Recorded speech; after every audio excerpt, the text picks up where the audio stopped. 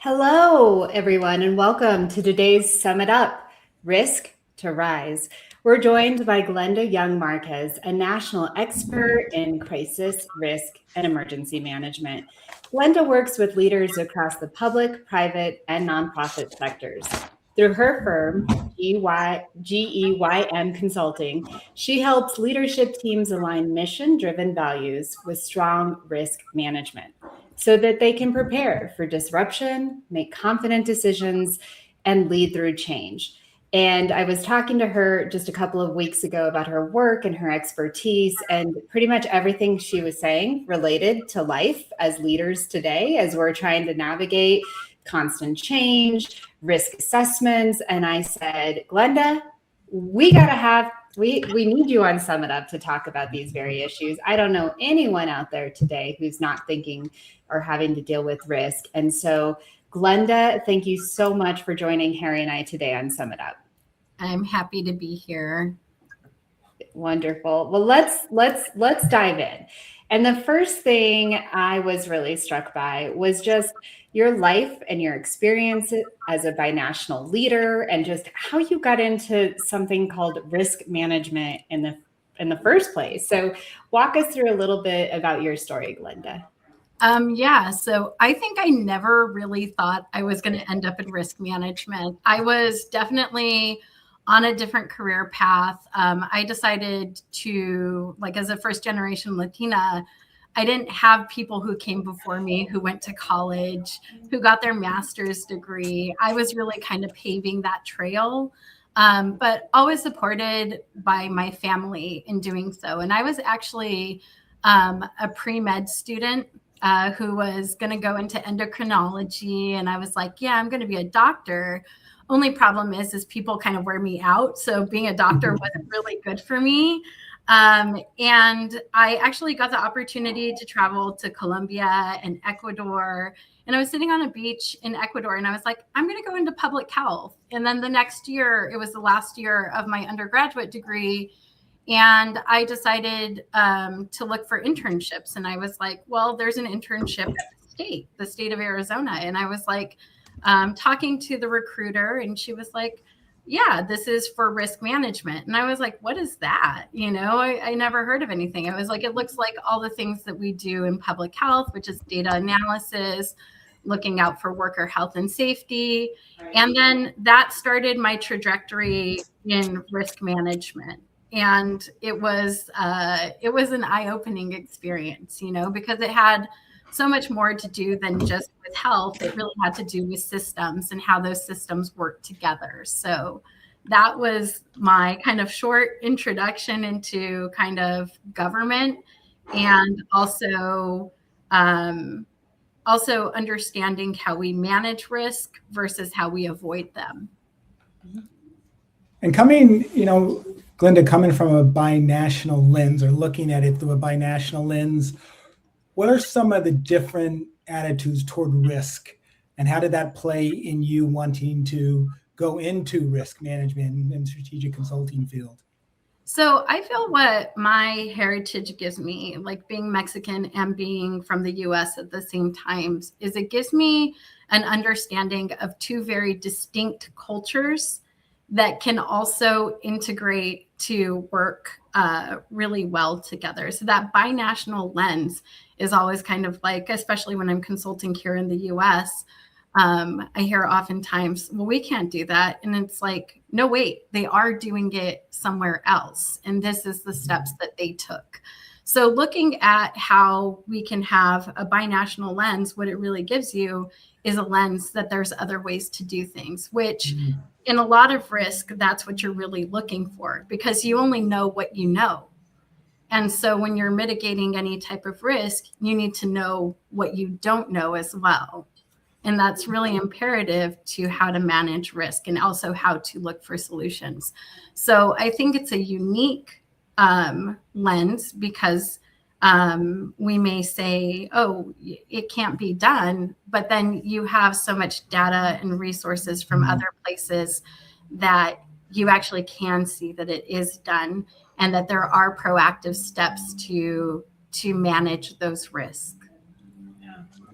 Glenda, what is risk? I mean, I think we think about this all the time, right? We talk about it. And, whether you are inside an organization, you're a CEO, a founder of a small business, we know that everyone has risk. But what does risk mean? How do you define it? Yeah. So risk is anything that can cause harm, right? And so there's a couple of different, well, there's actually probably many types of risk, but most of the times when people are thinking about risk, they're thinking about their financial risk. But there's also other things that people should be aware of. Like there's physical risk, right? There's risk one day you come into your building and a tree fell onto your building, right? That's a risk, right? It can cause harm, can cause damage, can cause a financial risk as well. Then there's also something that people don't really think about, which is their enterprise culture, how a culture of an organization can cause damage and harm. And then there's the reputational risk, which is a lot of times what we're dealing with more often in this type of environment. It's your reputation and your culture. Because in this type of environment where nobody knows what's going on, we're starting to act in ways that don't really mitigate our risk, the harms that could come to our company, the disruptions that could come to our companies. Instead, we're reacting to them. And when you get to reaction mode, it's just like it is in your personal relationships, in the way that you handle your everyday life. If you're reacting to things, you're not really thinking that clearly. So what the core of our business is working with leaders to identify how their reputation and their culture is affecting the rest of their business practices. Glenda, before you step in that front door into your business, your corporation, your organization, obviously you have risk in life. And I want to kind of bring this and put it really on our front door and talk about kind of our culture, where risk can be shaped by our environment, our upbringing, cultural norms. Can you kind of speak to how family and upbringing and cultural norms and somehow that both defines risk, how we react to it, whether that's positively or negatively, and how you would recommend navigating through that? Yeah. And I think that's really important because there's one person who in my life has, I think, taught me more about risk management than she'll ever know. And that's my mom. Right. And it's I hear kind of these stereotypes and these tropes about Mexican women. And I'm like, where is this woman you're talking about? Because what I've seen my mom do is take calculated risk throughout her entire life. And that's really what we're really trying to get people to turn off the automatic shut off. We know everything. We don't need to do anything mode, and really start to look at how they can calculate those things. So one of the lessons that my culture taught me and my mother taught me was you're looking at the problem and not the solution. Just that phrase right there guides so much of what I do. And it's guided my academic research. It's guided, how I conduct business and how I work with people to help them find their solutions.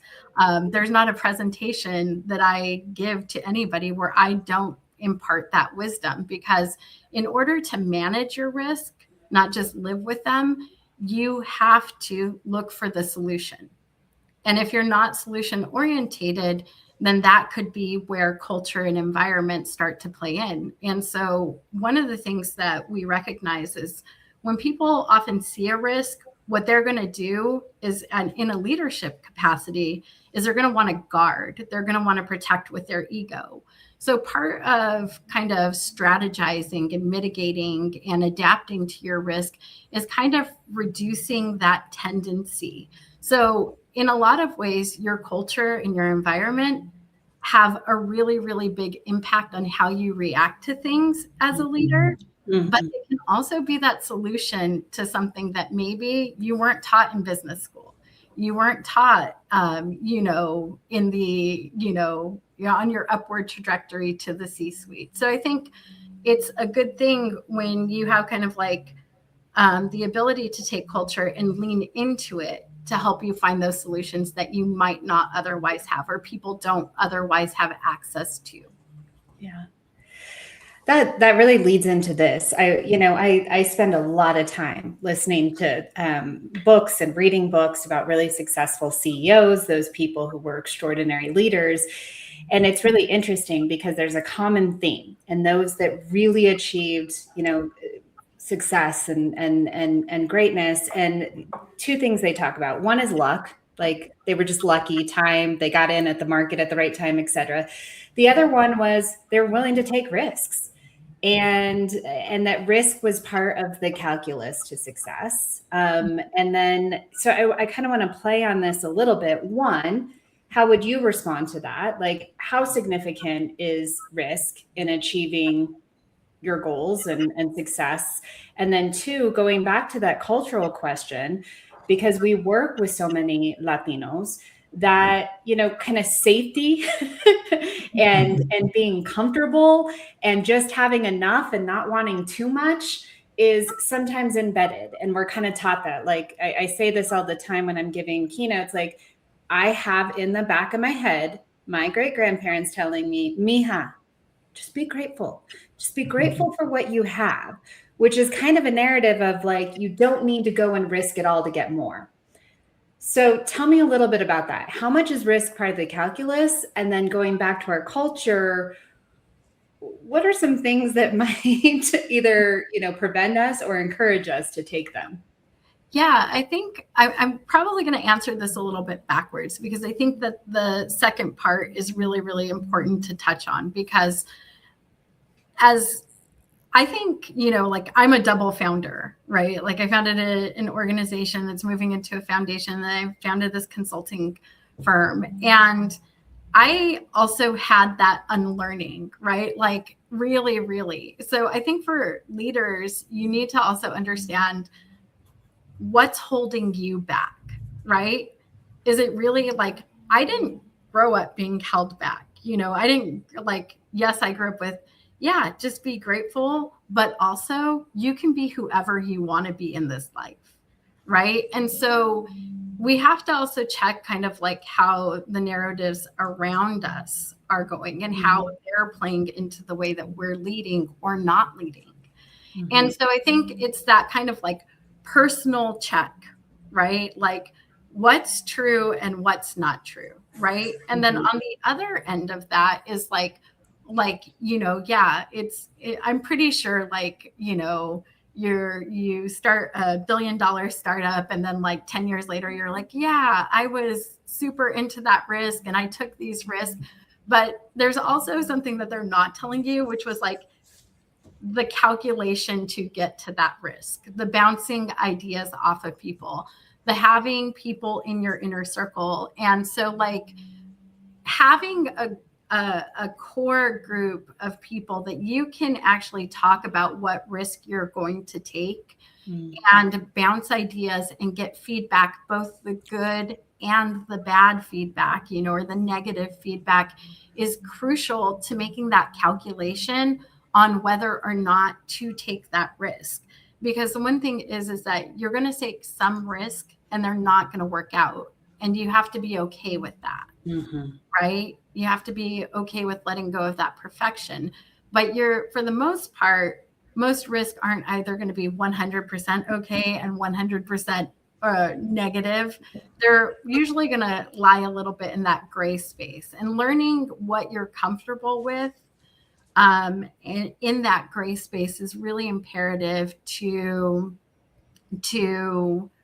also getting over maybe some of the cultural barriers that live within us, because I think it's really deep down, kind of like in cognitive behavioral therapy, that they'll tell people, right?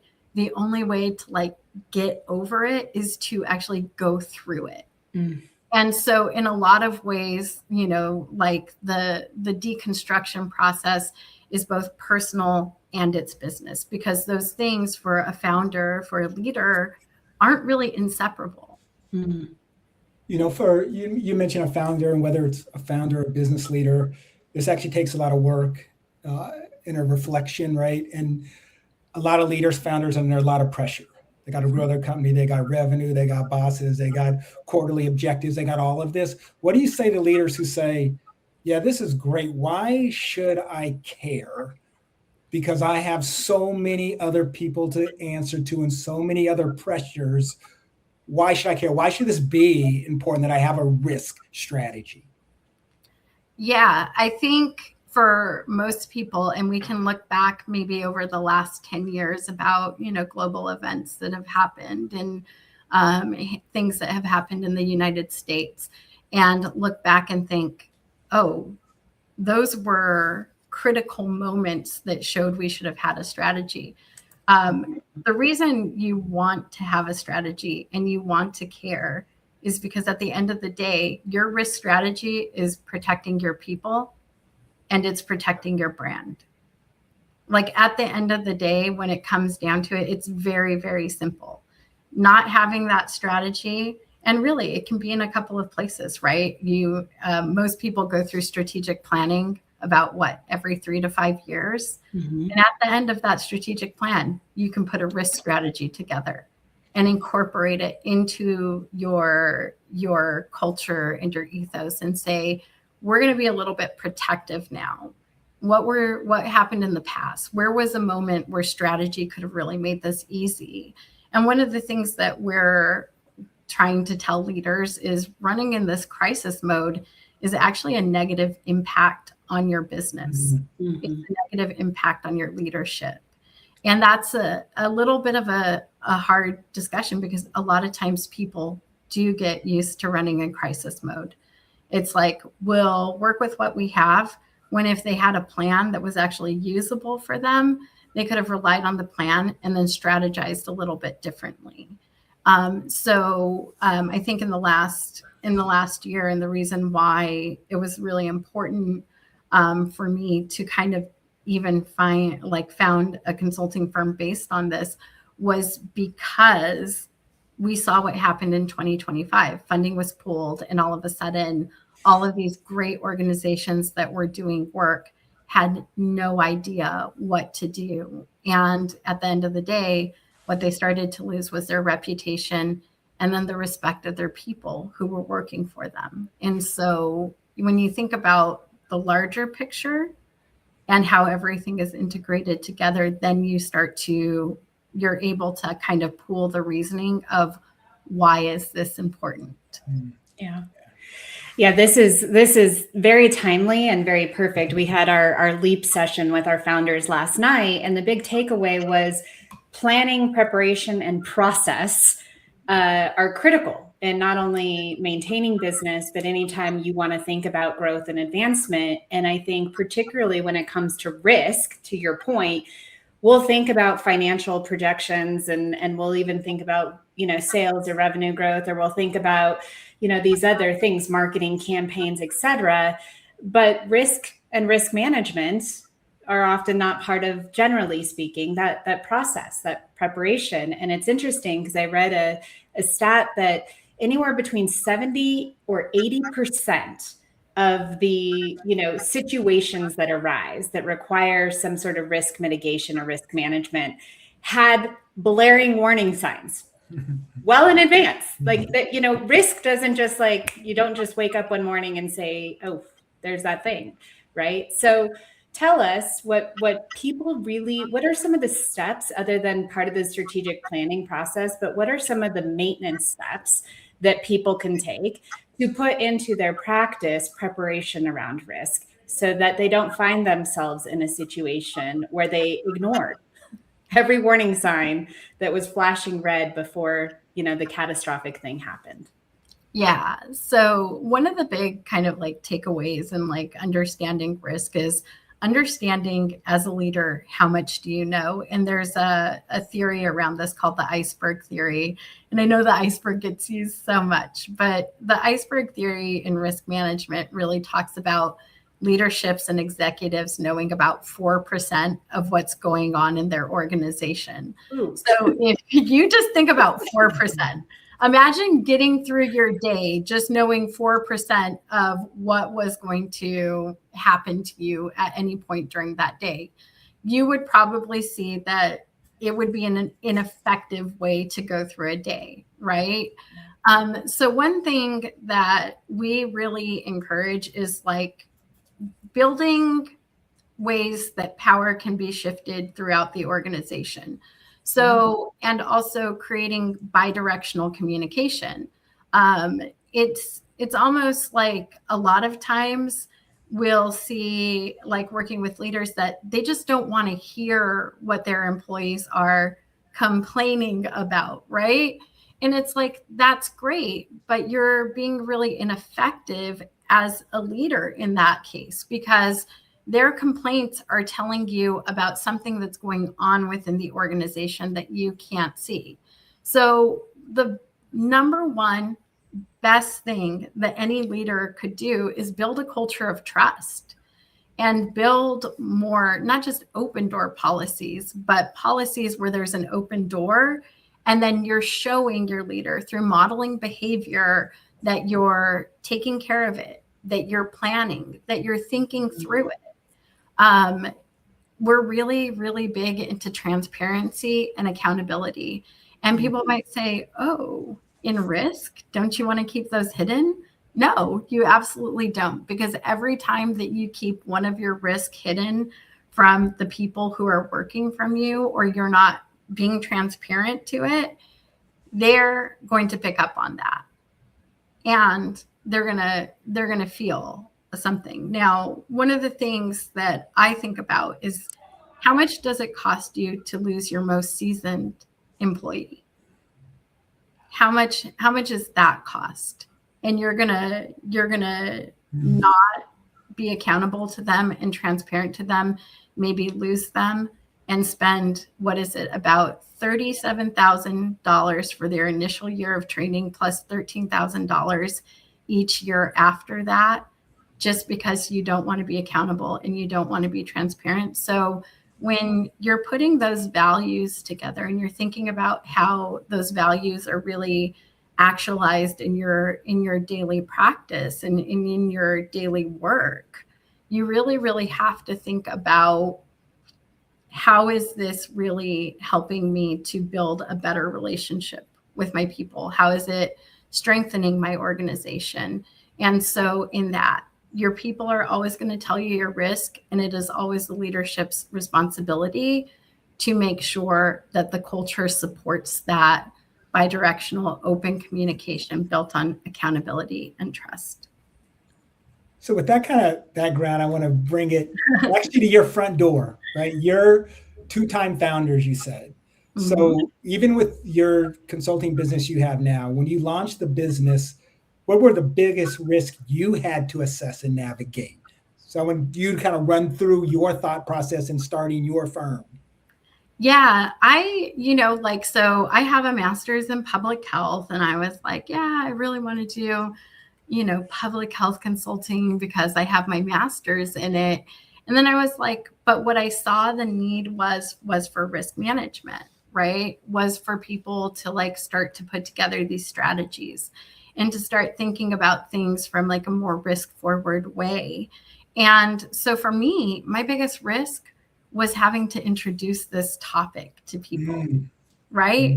Because I could look at the last maybe 10 organizations that I've either worked for or with, and I could probably tell you maybe one of them had a risk management plan, and we better have, because we're a risk management division, right? So, but it's like, when I started to look around, that was the biggest risk I saw.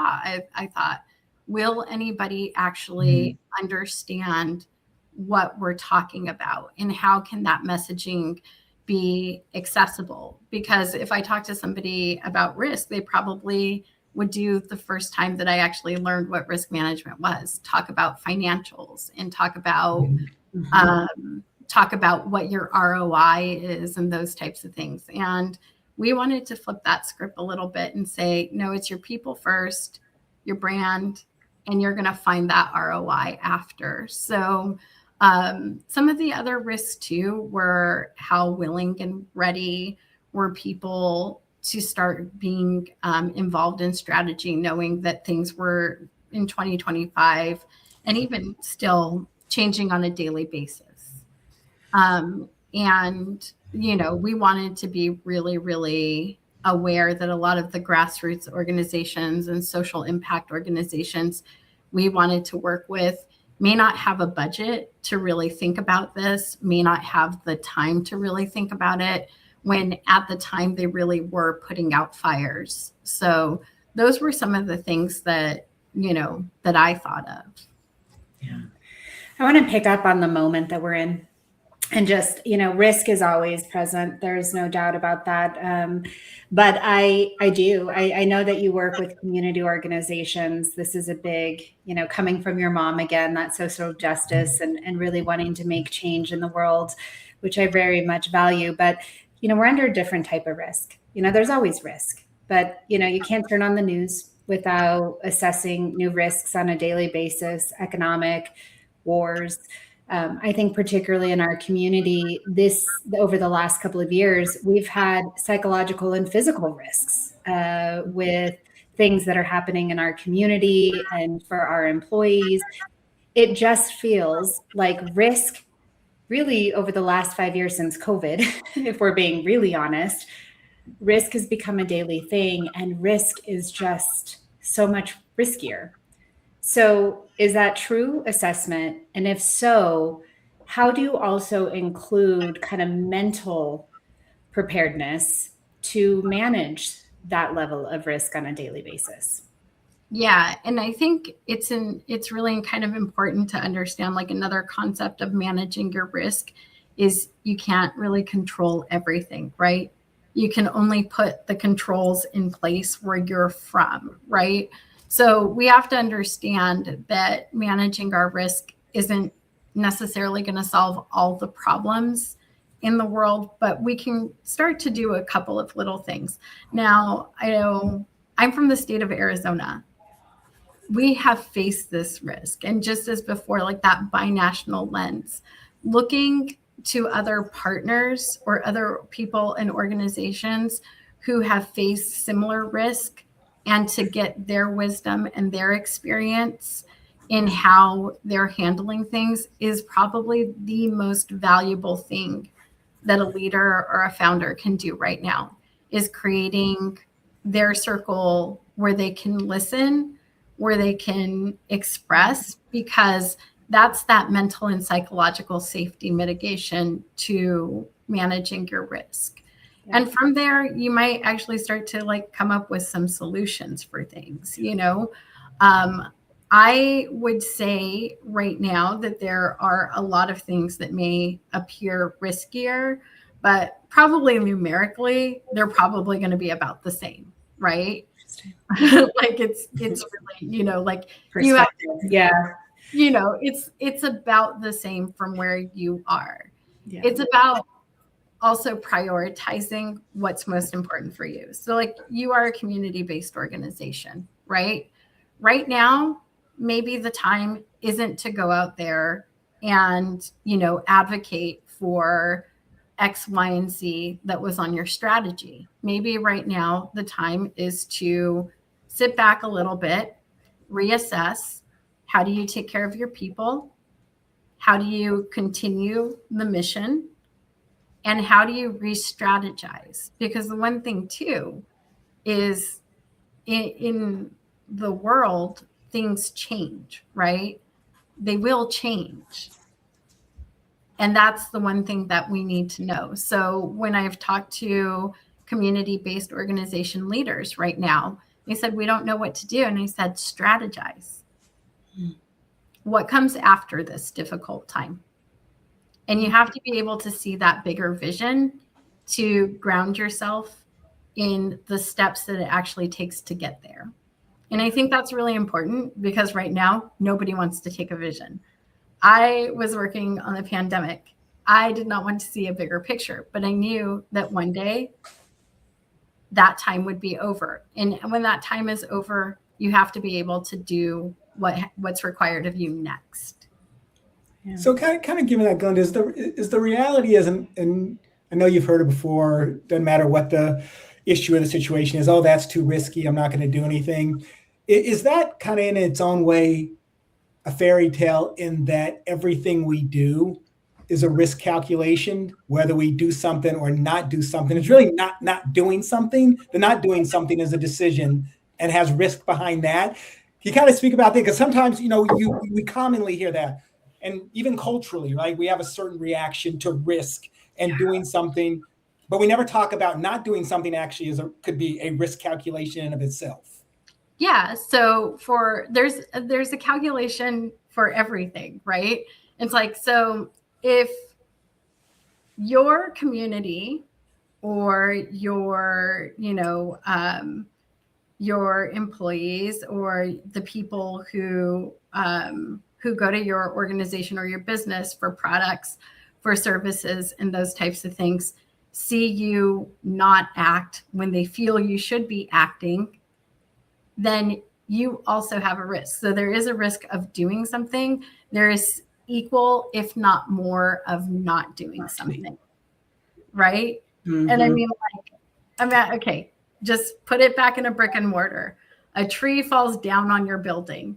You don't touch that tree.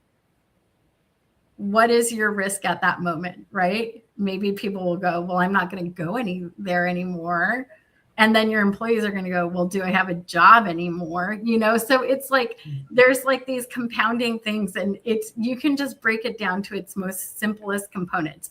It doesn't have to be a, really strategic, like algebraic formulation or anything. It's just, you have to be able to sit down and think through it. If I don't act, what do I lose? Mm-hmm. And that's an important calculation to have, and an important assessment to have too, because most of the times, I feel this for the community-based organizations a lot, is people are looking for them to say something, mm-hmm. right? And then you see a lot of times now on social media, the backlash when they don't say something. Yeah. But then the risk associated when they do, or if they do, people aren't understanding those risk calculations that are taking place on the back end, right? Yeah. Yeah. And I think it's important. Sometimes one of the things is the best thing you can say as a leader is, we don't have all the answers. Yeah. We're not ready to say something. Yeah. And if you take that bit of accountability and transparency, people will say, oh, okay, they're just like me. I understand them. You say nothing. Yeah. It's going to be a different story.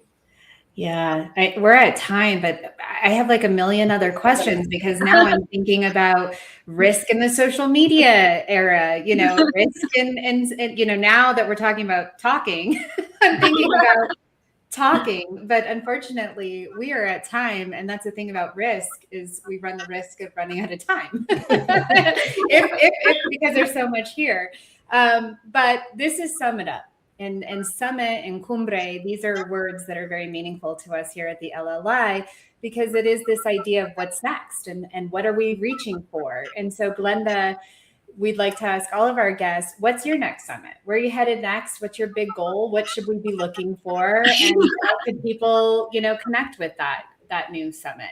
Yeah, so I founded this consulting organization and just super excited to see what comes next from it and things like that. But I also founded something near and dear to my heart, the Latina Public Health Collective, which is advocating for Latinas in the public health space, similar to what the Latino Leadership Institute does, but taking a little bit more micro focus to elevate the voices of Latinas across the diaspora. I love it. Well, we're on the journey with you, Glenda. We are here to watch you reach your summit. Everyone, want to thank you for joining Sum It Up today, where it's evident that risk is a part of every business and decision, and that being prepared, transparency. And the other thing I heard Glenda talk a lot about today was you don't have to do it alone. In fact, the best thing that you could do is have a group of advisors, have your kitchen cabinet, work through this as community. It's the best way to navigate a lot of the risk identifying and also solutions. So everyone, be well. I do want to make a plug that next Sum It Up will be a little bit different time, March 19th, 10:30 Mountain Standard Time. And we are going to have Frank Carvajal, the author of Latinx Business Success, with us. So we hope to see you then. Take care, everyone. Take care. Thank you.